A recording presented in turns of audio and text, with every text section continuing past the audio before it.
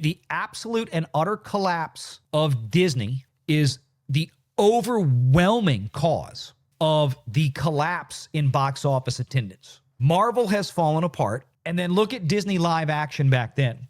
1.2 billion, and this is in 2017. If this was 2026, you realize this movie would be almost $2 billion? This movie would do Spider-Man No Way Home money today. Same butts and seats, 2017 to today. Where do people go?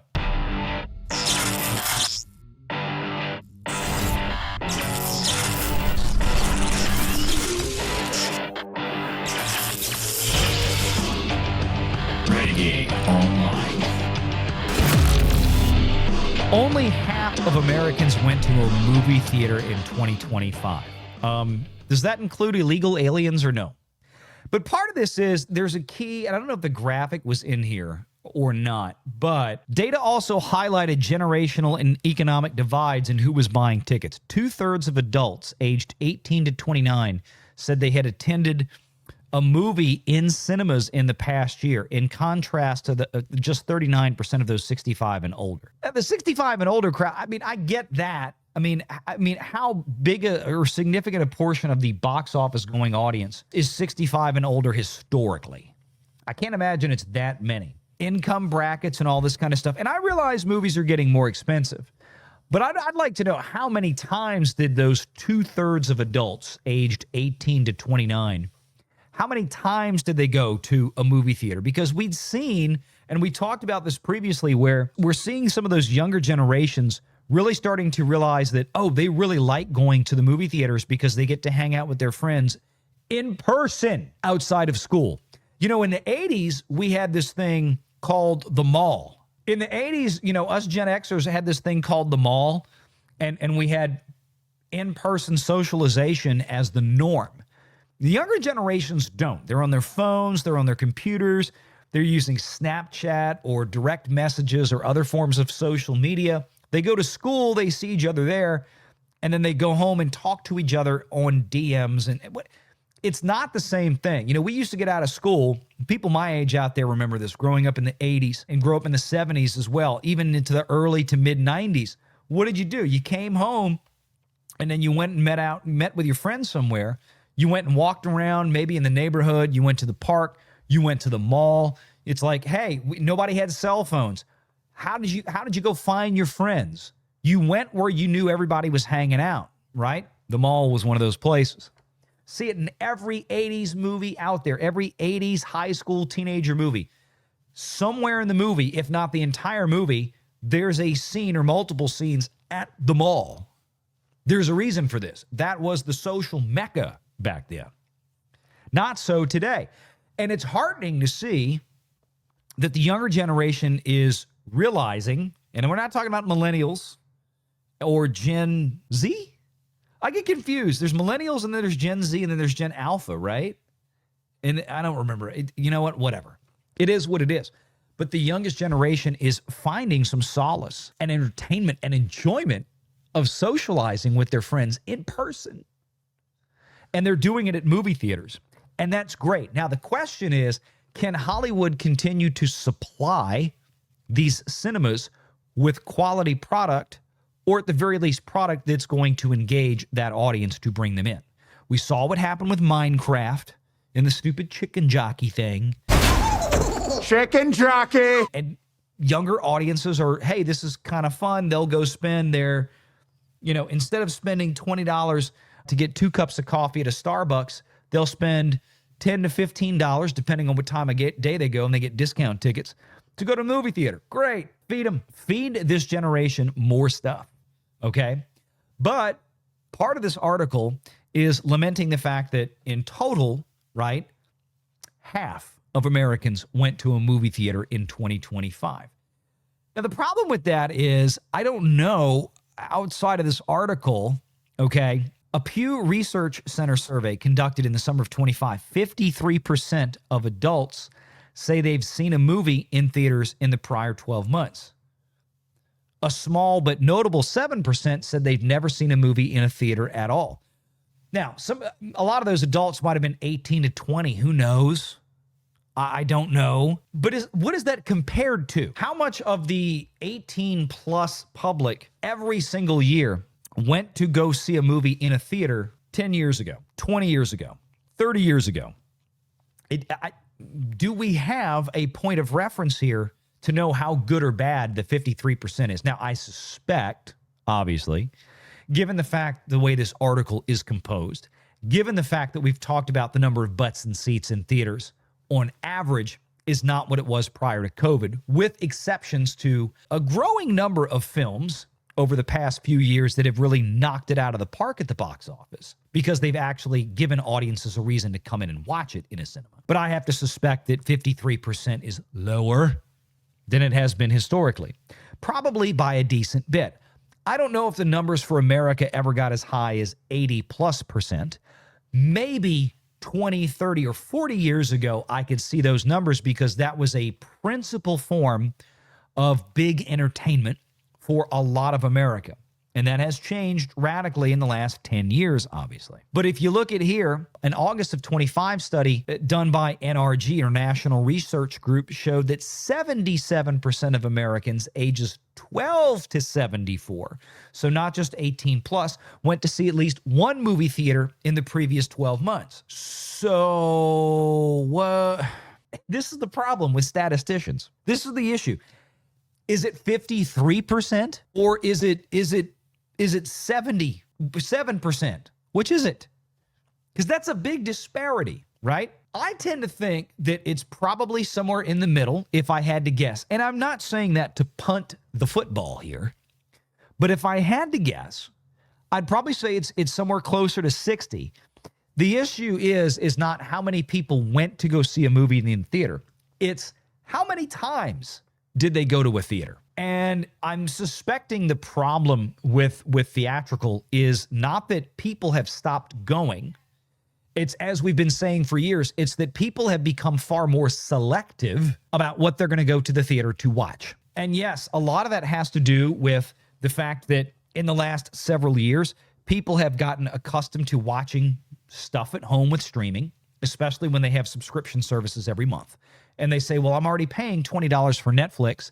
I'll wait a few months until it comes out there. I don't need to go see it in a theater. It's not that interesting. That is part of it, which studios, of course, have compounded to some degree or another, depending on the studio, with shortened theatrical windows. Even though they haven't done them the same way they did back in 21 and 22, you still trained the audience to think a certain way. And granted, I understand that, and that is part of the component, but I still believe unequivocally the biggest problem is that Hollywood studios have not given broad audiences any reason to go to the theater except for maybe once or twice a year to go see something new. And when they do go see some things, a lot of times, it isn't that good.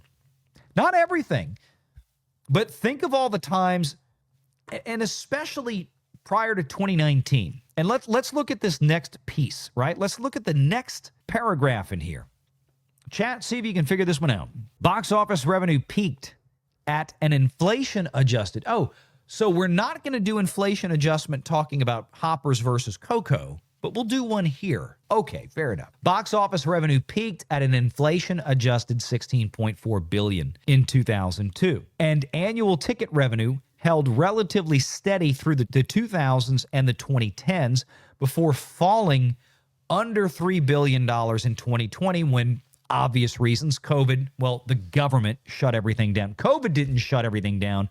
The government did. Closed theaters. Last year, U.S. theaters sold just over $9 billion worth of tickets per media analytics firm Comscore. The number represents a recovery, but nowhere near a full one, as ticket sales have been lagging around 20% below pre-pandemic levels. So number of tickets sold. And I still question some of that data sometimes because I don't like the generic ticket price inflation using CPI and stuff like this, because CPI doesn't work for ticket prices. CPI doesn't work for college prices. CPI does not work for a lot of things. Insurance costs, medical insurance, or medical care costs, not dictated by the CPI at all. Remember, the CPI is just an average. They don't work for ticket sales really that much either. But let's talk about why this is. If Hollywood is not producing the kind of content that's going to drive people into the theaters, then nobody's going to show up. And maybe that accounts for this alleged 20% butts and seats reduction. Here's the other thing that kind of held steady and through the 2010s and up to 2020. You also had a single franchise, one franchise that was carrying that excess box office weight, the Marvel Cinematic Universe. You pull the MCU out of the equation from 2010 to 2020 and then look at the rest of the landscape. If you didn't have three Marvel movies, 2-3 Marvel movies a year, all of which back then were, I think the worst performing one was Ant-Man at $500 million or whatever. Doctor Strange, we look back and say, Doctor Strange, the first Doctor Strange in 2016 was one of the weakest performing films of phase 2-3 in that Marvel era. We're not talking about the early stuff, 29 to 2012, basically everything before the first Avengers film in 2012. You go after 2012 and you start clocking it at that point, and then you look, because that's when it really exploded. Doctor Strange did over $600 million back then. Let me tell you right now, if Disney could get in 2026 a Marvel film to go over 600 million, they would be ecstatic. They'd be absolutely over the moon. Fantastic Four last year didn't even get to 600 million. It did what, 530 million dollars? It did $100 million less than one of the weakest performing Marvel box office films of phases 2 and 3, Doctor Strange in 2016, I think it was. It came out in November. Came out around Thanksgiving. Doctor Strange didn't come out with a big summer release like Fantastic Four did. Doctor Strange came out in November, did over 600 million in global box office. 10 years later, they couldn't even get to 600 million with Fantastic Four. You want to tell me where the box office collapse just in terms of overall butts and seats and revenue has come from, at least compared to today to 10 years ago? It's the MCU. And it's overwhelmingly, I hate to tell you, it's all the Disney products. When you look at some of the biggest box offices in the past, the Disney stuff is the overwhelming factor. The absolute and utter collapse of Disney, the storytellers that they have there, or they don't have there anymore, the utter collapse of Disney is the overwhelming cause of the collapse in box office attendance. Marvel has fallen apart. And then look at Disney live action back then. Think of the Disney live action remakes of The Lion King and Aladdin, and here's Beauty and the Beast. 1.2 billion, and this is in 2017. You realize that 1.2 billion right there, if this was 2026, you realize this movie would be almost $2 billion? This movie would do Spider-Man No Way Home money today. Same butts and seats, 2017 to today. You'd be at almost $2 billion. Where do people go? What was the last big one that they had? Yeah, so we went from 2017, where $1.2 billion of tickets sold at cheaper ticket prices than in 2025, to 200 million, literally 1/6. Snow White did 1/6 on an unadjusted basis the business that Beauty and the Beast did 8 years before. And on an adjusted basis, Snow White did even worse. Okay, again, the numbers here, unadjusted, about 1/6 the box office revenue of Beauty and the Beast from 8 years prior to this. Okay, now let me make it worse. If we actually do the adjustment that I just talked about, and we get the same number of butts and seats today for Snow White in 2025 that you had in Beauty and the Beast, it's a tenth. Because if Beauty and the Beast did would have done nearly 2 billion, or much closer to 2 billion today, Snow White did 200 million, did literally about a tenth of Beauty and the Beast, the live action remake. That means that 90% of the people that went to go see Beauty and the Beast around the globe in 2017, 90% of the butts and seats did not show up for Snow White. Why is that?